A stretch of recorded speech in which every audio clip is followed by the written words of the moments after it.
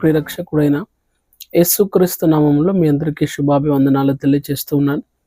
గత కొన్ని దినములుగా దేవునికి ఇవ్వబడిన పేర్లను గురించి, ప్రాముఖ్యంగా పాత నిబంధనలో హీబ్రూ బైబిల్లో నుంచి అనేకమైన విషయాలు గతించిన దినాల్లో మనం నేర్చుకుని ఉన్నాం. ఈ ప్రాముఖ్యంగా ఈ దినము దేవుని యొక్క వాక్య భాగాల నుంచి యెషయా గ్రంథము 9వ అధ్యాయము 6వ వచనంలోనూ ఉన్న వాక్య భాగాన్ని మనం ధ్యానించుకుందాం. అక్కడ బలవంతుడైన దేవుడు అనే మాటను మనం గమనిస్తున్నాం. ఈ ప్రవచన వాక్యం ఎవరి గురించి రాయబడి ఉన్నది అనంటే, ప్రాముఖ్యంగా యేసుక్రీస్తు ప్రభువారి గురించి. ప్రవక్త అయిన యెషయా యేసుక్రీస్తు ప్రభువారు పుట్టక మునుపు 720 సంవత్సరాల కంటే ముందుగా ప్రవచించినట్టి ప్రవచన వాక్యము. ఎలయనగా మునుకు శిశువు పుట్టును, ఆయన భుజముల మీద రాజ్యభారమును, సర్వాధికారి, సర్వశక్తిమంతుడు, బలమైన దేవుడు, నిత్యుడగు తండ్రి, సమాధానకర్త అయిన అధిపతి అని అతనికి పేర్లు పెట్టబడును అనే మాటను మనం గమనిస్తున్నాం. బలవంతుడైన దేవుడు అనే మాటకు హీబ్రూ బైబిల్లో ఇవ్వబడిన పదాన్ని మనం కనుక నేర్చుకోగలిగినట్లయితే ఎల్ గిబ్బోర్ అనే పదాన్ని మనం గమనిస్తున్నాం. ఎల్ గిబ్బోర్ అనగా ఎ మైటీ గాడ్, బలవంతుడైన దేవుడు. మన దేవుడు బలవంతుడు ఎందుకు అనంటే, ఆయన అద్భుత కార్యాలు, ఆశ్చర్య కార్యాలు, అనేక సూచక క్రియలు చేయడానికి ఆయన బలవంతుడైన దేవుడు. ఎల్ గిబ్బోర్ అనే మాటను మనం గమనిస్తున్నాం.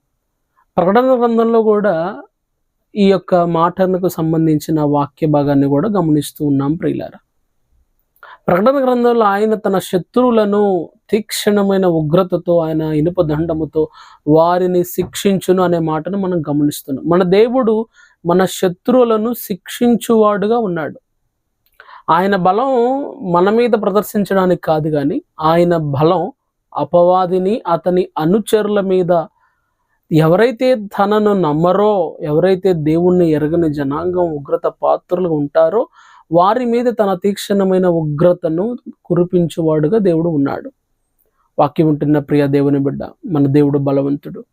బహుశా నువ్వు బలహీనమైన స్థితిలో ఉన్నావేమో, నువ్వేమాత్రం అధైర్యపడాల్సిన అవసరం లేదు. ఎందుకంటే మన దేవుడు బలమైన దేవుడు. ఎల్ గిబ్బోర్ అనే మాటను మనం గమనిస్తున్నాం కదండి.